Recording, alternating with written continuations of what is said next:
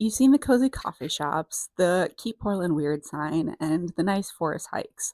Sounds like a dream, but living here in Portland isn't all rainbows and sunshine. Portland comes with a few scary truths, and we're going to talk about them today. I'm Alexandra Starrett. I'm a realtor, and I live here in the Portland metro area. Scary truth number one: the weather isn't just rain, it's a lifestyle. Everyone and their brother will warn you about the rain in Portland, but what they don't warn you about is the darkness. And that's really what gets you. There have been periods of time where I'll go to work and come home from work completely in the dark. And if it weren't for the nice windows, I would never see the sun. You maybe even start measuring time by how many cups of coffee or Celsiuses you drink. But the darkness creates a really big other problem, and that's called SAD, or seasonal affective disorder. And you need a certain amount of light and vitamin D every day to survive. And if you don't do that, you won't be doing very well. And so, those of us, especially those of us that are white women, when you first move to Portland, you want a happy lamp. What is that? It's a light that actually makes you happy because you're beating out the SAD. Pro tip: the south facing windows and skylights really, really save your butt when it comes to the winter months. The seasonal affective disorder is not a joke, but the constant damp creates another problem: moss, mold, and mildew. Those things are going to be found in your attic, on your deck, in your backyard. It's going to make it slippery and not so fun. In addition to mold and mildew, we also have quite a bit of dry rot. It's something to look out for kind of all over. So let's talk about your options and figure out how to make sure that your inspection checks for those things and we look at repairs. The next scary truth about Portland is the cost of living. It's no longer the cheapest place in the West Coast. It's actually pretty darn expensive. With the average home price being over $525,000 in the Portland metro area, and rent really follows suit. $1,500 for a studio is pretty normal, and to get $2,000 for a 2 or 3 bedroom is like winning the lottery. They do not exist. Or you're dealing with a big construction site.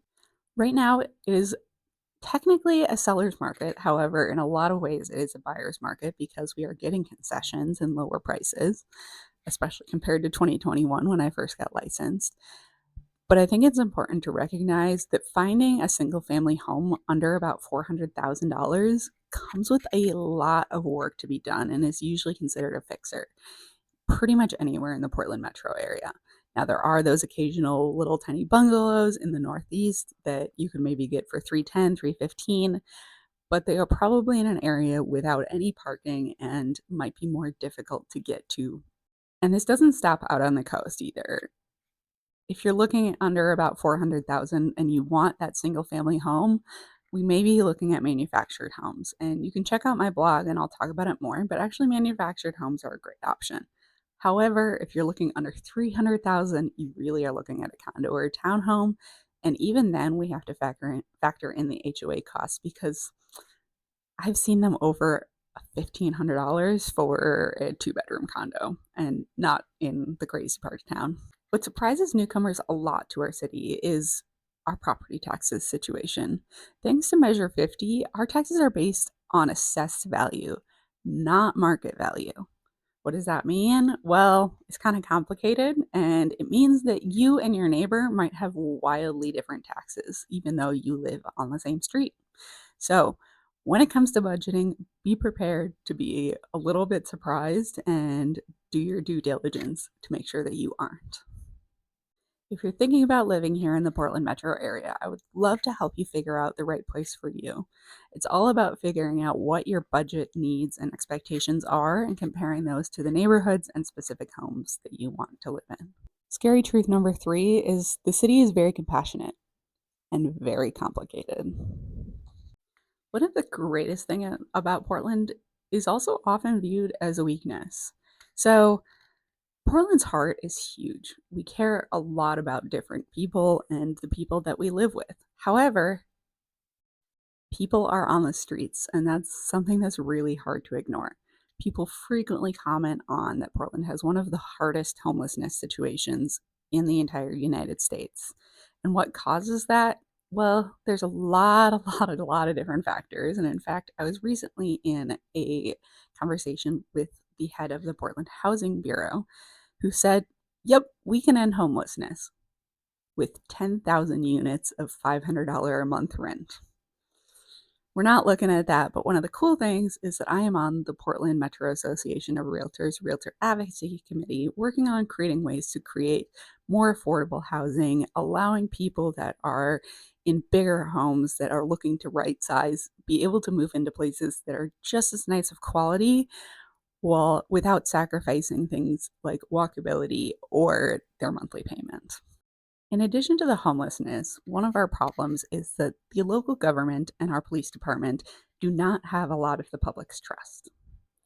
Our police department is known for its racism and homophobia, which in a city with a lot of queer people is not the right way of handling it. Let's be real, you all saw the BLM footage of 2020 and are probably seeing the footage coming out in 2025. In addition, response time for the police is very slow.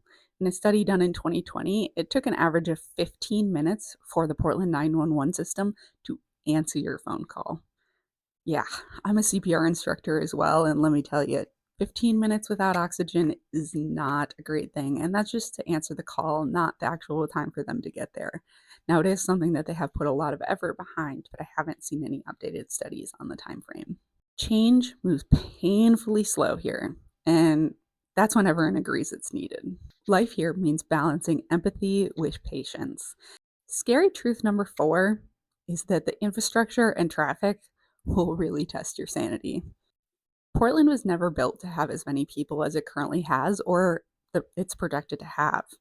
Freeway expansion really stopped decades ago, and every rush hour feels like an eternity.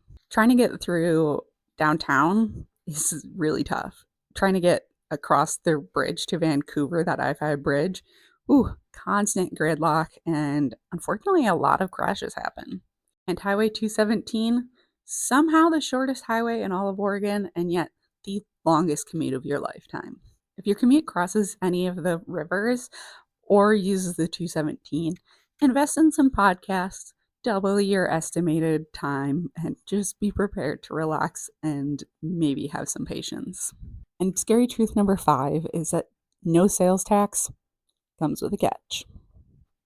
Yes, what's written on the price tag is what you'll pay, but that isn't necessarily a good thing, at least not anymore. When you think about cost of living, you think about New York, LA, maybe Chicago. But what if I told you the second highest combined income tax behind New York City? Right here in Portland. In a lot of cities and states, the marginal tax rate really hikes up once you hit $1 million of income, really for those uber rich one percenters. But here in Portland, that really increases at $125,000, which, yes, is a lot of income, but relatively, it's not, especially when you consider how many of the employees we have here at Nike, Daimler, Intel, and other big name brands. Add up all of your Multnomah County, your Metro, business gross receipt taxes, and that no sales tax perk goes away pretty darn quickly. There are actually talks about making it a 3-legged tiered system where you do have sales tax, but it's going to be locked up in bureaucracy for quite some time. If you are self-employed or a small business owner, please talk to a CPA as soon as possible. It's going to make your life a lot simpler. And if you need a recommendation, I have a handful. I do want to make it really clear what I'm talking about today is not meant to be steering in any way, shape, or form. Where the right place is for you has nothing to do with what I'm recommending. It's just to give you an idea of some of the issues that we face here in the Portland metro area. So, is Portland really worth it? In my opinion, and in those of the many people that live in this area, yes, it is. But it's not without great issues that we are constantly working to overcome and yet are not quite there on. So, if you're willing to have that patience both on the 217 and with your local government, and unfortunately the police department, go ahead, come on over, let's find you a place.